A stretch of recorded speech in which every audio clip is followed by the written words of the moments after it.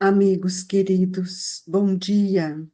Que o nosso dia seja de muita luz e que a esta harmonia íntima que o Evangelho nos propicia toda manhã também possa nos sustentar, possa nos alimentar na fé, na coragem de caminhar conforme Jesus tem nos ensinado. Hoje vamos ler Carregar sua cruz. Quem quiser salvar a vida, perdê-la-á. Benditosos sereis quando os homens vos odiarem e separarem, quando vos tratarem injuriosamente, quando repelirem como mal o vosso nome, por causa do Filho do Homem. Rejubilai nesse dia e ficai em transportes de alegria, porque grande recompensa vos está reservada no céu, visto que era assim que os pais deles se tratavam os profetas. Lucas, capítulo 6, versículo 22 e 23. Hoje nós vamos mudar um pouquinho a nossa fala para trazer uma reflexão para a gente entender o que é carregar a sua cruz. Nós, antes de planejarmos a nossa existência ou a nossa reencarnação, nós fizemos um planejamento de acordo com as nossas necessidades evolutivas. Somos um espírito milenar, que não podemos esquecer isto. Então, quando o Evangelho fala carregar a sua cruz, nada mais é do que compreender as dores, as lutas, as provações que nós pedimos a Deus e a Jesus para que nós pudéssemos alinhar o nosso pensamento com as leis de Deus. Não é carregar uma cruz de madeira, como muitas pessoas acham, que a vida da gente é tão ruim que a gente tem que carregar essa cruz. Ninguém põe uma cruz, que é nossa, para o outro. E nós só estamos carregando aquilo que as nossas forças são capazes. Então, quando Jesus fala, o jugo é leve e o fardo é suave, também ele diz que ele não colocaria em ombros fracos cargas pesadas. Então, é preciso que a gente entenda quando ele começa, Lucas traz, benditosos sereis quando os homens vos odiarem e separarem. Quando vos tratarem injuriosamente, quando repelirem com mal o vosso nome, por causa do Filho do Homem. Jesus é o leme, Jesus é ele que olha por todos nós. Todas as vezes que nós desprezamos o seu ensinamento em função de agradar os homens, nós estamos nos prejudicando. Então, nós precisamos libertar dessas questões que têm muitas vezes nos atrapalhado para sentir que, enquanto eu não renunciar às minhas esperanças para o mundo, eu não consigo compreender a lição que Jesus nos traz, que Kardec coloca: não ponhais a candeia debaixo do alqueire. A luz tem que iluminar nosso pensamento.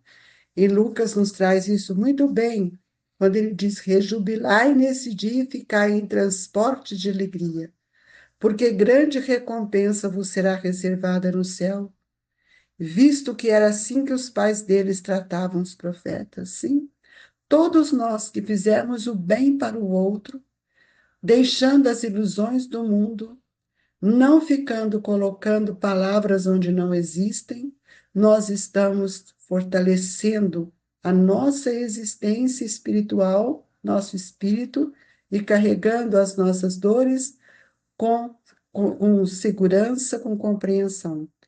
Já Marcos, Lucas, Mateus e João, ele coloca: chamando para perto de si o povo e os discípulos, disse-lhe: se alguém quiser vir nas minhas pegadas, renuncie a si mesmo, tome a sua cruz e siga-me. Porquanto, aquele que se quiser salvar a si mesmo, perder-se-á, e aquele que se perder por amor de mim, do Evangelho, se salvará. Com efeito, de que serviria um homem ganhar o mundo todo e perder a si mesmo? Que adianta nós termos todos os títulos aqui do mundo? Que adianta nós termos toda a riqueza se nós nada fazemos para a libertação do nosso espírito, para construir a nossa obra, para auxiliar aqueles que precisam? Será que nós vamos ter que viver a vida inteira no orgulho? Presta atenção, meus irmãos. Jesus disse assim, chamando para perto de si o povo, e os discípulos disse, chamando para perto de si, do seu coração.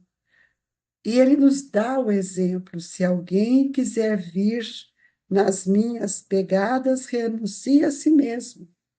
Quer dizer, nas pegadas do mestre, as pegadas do mestre, amar o inimigo, é a lei do amor, reconciliar com seus adversários, amar sem olhar a quem.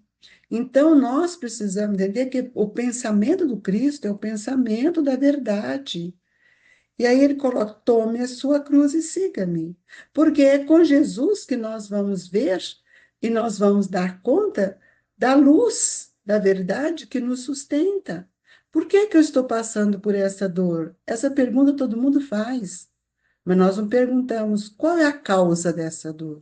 Onde ela está? Por que que um dia eu reino? Por que tenho um filho tão difícil? Onde está a matriz dessa dificuldade? Talvez esteja de mim, no passado, que eu não soube amá-lo, ou está nele, e que por misericórdia divina nós estamos juntos. A reencarnação é um processo de educar o meu pensamento, os meus sentimentos, e é por isso que Kardec nos traz nessa lição: rejubilai-vos, disse Jesus, quando os homens vos odiarem e perseguirem por minha causa, visto que sereis recompensados no céu. Podem traduzir-se assim essas verdades.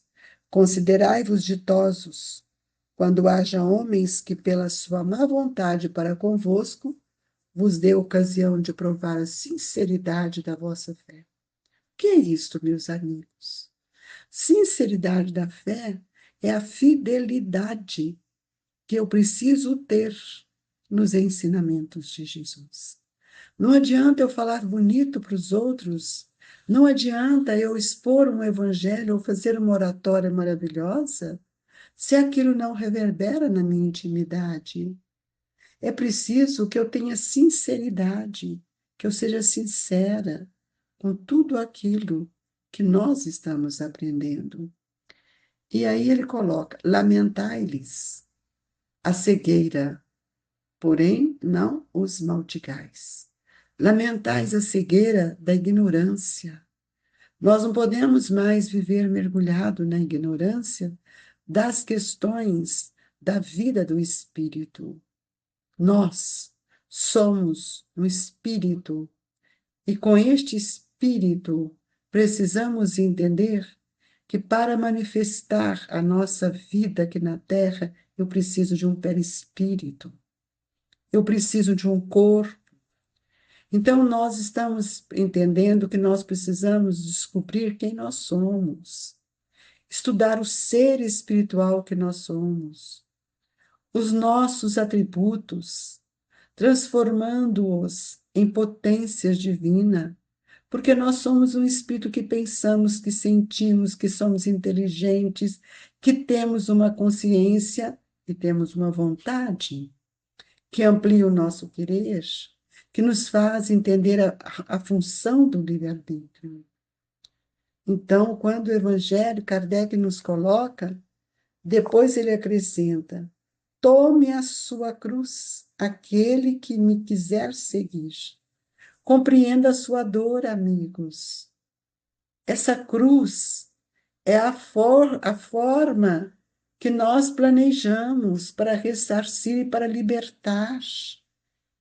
Isto é suporte corajosamente às atribuições que a sua fé lhe acarreta, dado que aquele que quiser salvar a vida e seus bens renunciando a mim, perderá as vantagens do reino dos céus. Sim, todas as vezes que nós dermos mais ênfase nas questões do mundo e que nós não estamos preocupados com a maneira como nós estamos enfrentando as nossas dores, nós achamos que nós somos um homem no mundo, nós não somos do mundo.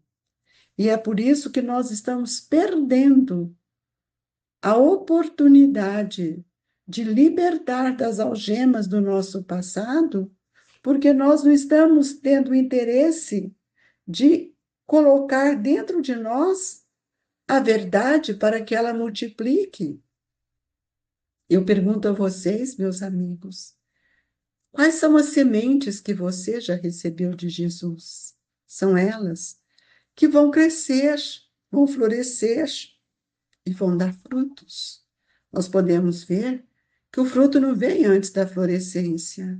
Então, nós precisamos aprender a, a regar essa verdade que está dentro de nós, para que nós possamos ganhar o mundo íntimo, para que nós possamos implantar o reino de Deus em nós. E é na vida futura que nós veremos todo o nosso trabalho, a cada um segundo as suas obras. A colheita não se faz agora. Quando nós desenvolvemos a abnegação, quando somos perseverantes, indulgentes, nós vamos ver que nós passamos agora a ter um olho diferente. Mas todos aqueles que não pensam assim, que sacrificam, que Kardec nos mostra, mas aos que sacrificam os bens celestes aos gozos terrestres, Deus dirá: já recebestes a vossa recompensa. Então, nós temos perdido muitas reencarnações por caminhar durante essas reencarnações de uma forma hipnotizada, por sentimentalismos enfermiços, ilhando-nos sem perceber em tudo aquilo que essa miragem da própria imaginação promove em nós e que nos leva a grandes perdas de oportunidade. A doutrina espírita, meus amigos, ela nos revela o significado real da palavra do Cristo. É preciso renunciar a nós mesmos e tomar a nossa cruz, abraçar com as nossas lutas e não mais reclamar. Ninguém se queixa inutilmente. A dor, meus amigos, é um processo que nos auxilia a irmos de encontro com a perfeição que é o fim. Todos nós precisamos lutar. A dor é um mecanismo que vai nos colocarmos face a face com a razão. Então, enquanto a criatura não adquire consciência da responsabilidade que cada um assumiu, ele não vai movimentar no mundo toda essa feição que o Espírito amoroso tem para conosco. Nós vamos criar mais problemas sobre nós mesmos. E nós temos visto que muitos pedem amparo aos mensageiros durante o passe que todo dia nós colocamos, que são irmãos do plano espiritual, do plano que nossos olhos não veem. Mas como nós vamos recebê-lo se nós não conseguimos melhorar? De que forma essa dádiva, esse fluido, esse amor vai penetrar em nós? Nós percebemos que quantos irmãos chegam ao cúmulo de abandonar seu sabor, dessa ventania impetuosa que sopra para todos os lados, levando-nos aos arrastamentos que o mundo material tem nos oferecido. Amigos, as ilusões do mundo é para aquele que não conhece a vida do Espírito. O Evangelho tem uma lição que nós já falamos, do homem no mundo e o homem do mundo. Nós estamos no mundo, para aprender, para cumprir um planejamento dentro de um espaço e de um tempo. Aproveitemos tudo que nós temos. Carregar a nossa cruz é abraçar com os compromissos que nós assumimos. E nesse abraçar, nós vamos receber o conforto espiritual. Que esse conforto, meus irmãos, não é como o pão do mundo, que a gente vai lá, pega um pão, come e fica saciado. É preciso que a gente veja que nós não podemos ver que esse conforto do mundo é um conforto mecânico. Não, nós não podemos ter este olhar. E para saciar a fome do corpo, nós sabemos onde encontrar. Mas sim, como é que nós vamos saciar a fome do nosso espírito? O sol ilumina todos nós, mas é preciso que a gente também tenha um pensamento mais lúcido em relação a tudo aquilo que Deus tem nos dado. Então, carregar a cruz ou perder a oportunidade que a vida está nos dando é justamente quando eu ando cego diante da humildade, do amor, do respeito, da caridade, da responsabilidade. Agora, quando eu ando para o mundo, eu mesclo todas as minhas ilusões na vaidade, na arrogância, na prepotência, e estou perdendo a minha vida, a oportunidade de perder a vida espiritual. Que cada um possa refletir nessa lição sublime, que Kardec fecha esse capítulo do óbolo da viúva, quando Jesus mostra para os discípulos que de todas as doações, a que mais foi grandiosa foi aquele óbolo. E aqui nesse capítulo, Kardec coloca: não coloqueis a candeia debaixo do alqueire, mas coloque no candeeiro. Isso se traduz: não coloqueis a verdade cristã, a verdade que o Espírito de verdade veio nos trazer, debaixo das nossas ilusões. Não ofusquemos a verdade, porque a verdade são as leis de Deus que regem a nossa evolução e a nossa em busca da nossa perfeição.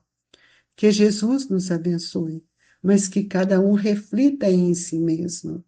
Por isso, com o coração cheio de alegria, nós hoje queremos que cada um possa perceber a grandeza do passe e não vivermos do peditório do passe, mas que cada um abra os poros da clarividência do seu espírito para receber essa, esse fluido cósmico universal, essas dádivas que a espiritualidade tem para nos trazer, o fluido do seu amor, pacificando o nosso espírito, motivando-nos a enxergar a vida com outros olhos. Que Deus nos fortaleça nesta hora, pedindo a Jesus que fluidifique as nossas águas, com medicamento que nós não vemos, mas que tão bem nos faz. E agradecemos a Jesus por tudo o que Ele tem nos ensinado, pela lição de cada dia, pelo amor, pelo bem que todos nós estamos recebendo.